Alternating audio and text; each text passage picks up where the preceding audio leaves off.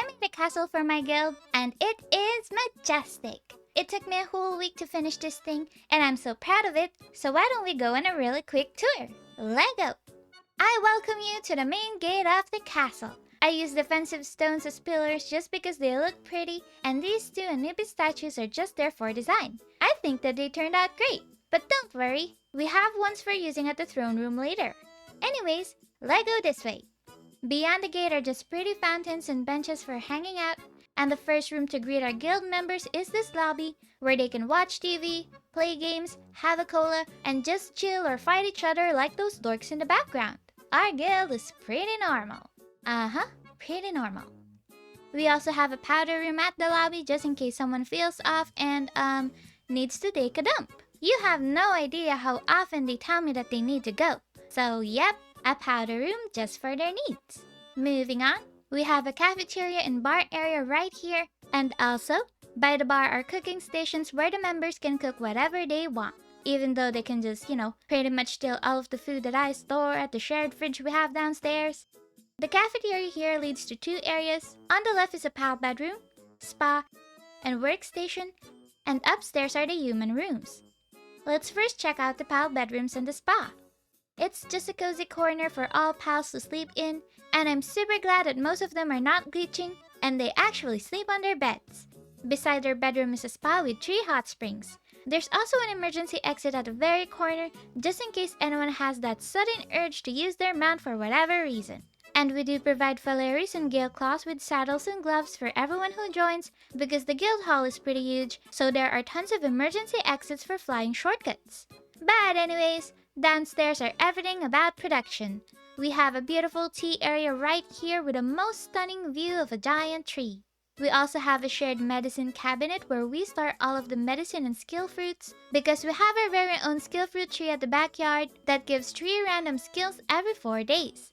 And we also have a ranch and a farm with weirdly cute flowers growing on them, and straight ahead are shared production sites. All pals in the base are artisans, with others having work sleeve or serious passives as well, and upgraded work speed stats. And all of the items on the first floor are for sharing. See how Panda Bean has been butchering something for food? I'm sure she's making fried chicken for everyone later. Yep, that's how nice our guild is. We also have a breeding pen with a dedicated stove only for cakes. And, it looks like we're getting raided. Please hold. Commercial break! Sorry about this mess, but now that that's over, we shall carry on with the tour. At our backyard is a training ground just in case anyone wants to handle their anger management issues, like Frank guy over there. So, just punching the penguins there, huh? It's also where we have our electricity stuffs, as well as some ore and coal nodes. We kept 3 ores and 1 oil node on our base for emergency use, but we also have another base for more ores and coals. And while I did mention that all items are for sharing here, we have a dedicated area for private use ones hidden at the locker rooms. The locker room was designed by our very own Panda Bean. Now let's head to the 3rd floor. Though there are shortcuts, if you want to go there on foot, the way to the 3rd floor is through the bar. So this area is where the humans stay. There are 2 comfort rooms in here for more of their, needs. We also have a little hangout area here, where everyone can just chat or sit weirdly on. There are 6 rooms, 1 for each guild member, that they're free to style however they want to. We have 3 routes that leads to the throne room, but my favorite is through the 3rd floor emergency exit. It's just a little area where you can have tea and also look at the bathing pals from above. I promise you, we are not a bunch of perverts here. We're just, I don't know, But moving on, we also have an area for drying towels and clothes. And onwards to the last floor, the throne room. This is my favorite room because just look at that beautiful view here in our viewing deck. And it's also an emergency exit, by the way. Oh, and you might want to keep your eyes peeled because there has been this weird bird that everyone has been seeing when they hang out here. And that bird looks pretty trippy too, I swear. But anyways, besides this area are the thrones, where we can, knight each other, I guess. Are we sure we're knighting here though, Fry? And not just, murdering Panda? Why are you even using an axe? But Yeah, the throne room also has some fancy chandeliers. And it also connects to the guild armory. This room is where we strategize plans for world domination. And where we donate armors, weapons, and accessories to each other.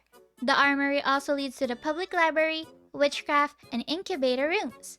But let's first check my second favorite area, the library.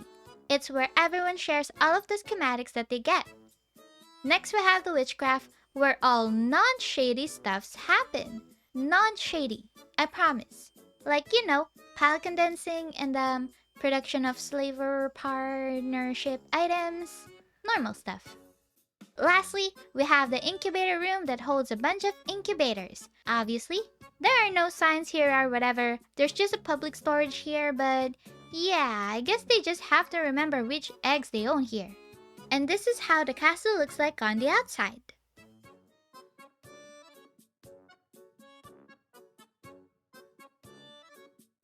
And that's about it. It only took me a week to finish it, no biggie. But do let us know what you think about it in the comments. Also, super thanks to our lovely channel members as always for your kind support, and to our friends Syllogy, Panda Bean, Fry Guy, Star Viper, and Poets for joining me on this guild castle. And don't forget to leave that like and subscribe for more Palworld videos coming your way. Bye bye!